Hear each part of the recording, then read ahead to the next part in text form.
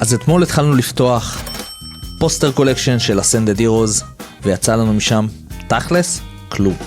בואו נקווה שבסרטון של היום אני אוכל להראות לכם דברים הרבה יותר מעניינים. בחפיסה הראשונה, כמו שאפשר לראות, קיבלנו את הג'יימינג טאוור SR, שזה נחמד, אבל לא מה שאנחנו באמת רוצים. אנחנו כמובן רוצים את הגנגר, את הטריקצ'ו, הפיקצ'ו הזה, אבל קיבלנו מאוויל, אילוסטריישן ריר, לא רע בכלל, שווה גם כמה שקלים. נדמה שהחצי השני של המארז הזה הרבה יותר טוב מהחצי הראשון. מי שלא יודע, הכנס היה Heroes Card Show בהרצליה, מתחם האינטו. כמובן שאם אתם עדיין לא בהירוז, אתם יכולים להצטרף לקבוצה על ידי לחיצה על הקישור שבתיאור הסרטון. בזמן שאני שורף פה כסף, אתם יכולים להיכנס וליהנות מקהילת האספנות הכי גדולה וטובה בישראל.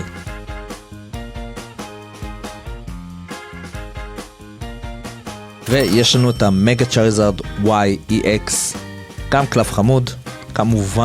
כמובן שהייתי מעדיף שהוא יהיה זהב, אבל לצערי אין חיר בפוסטר קולקשן הזה, ואנחנו מסיימים אותו עם שום דבר משמעותי.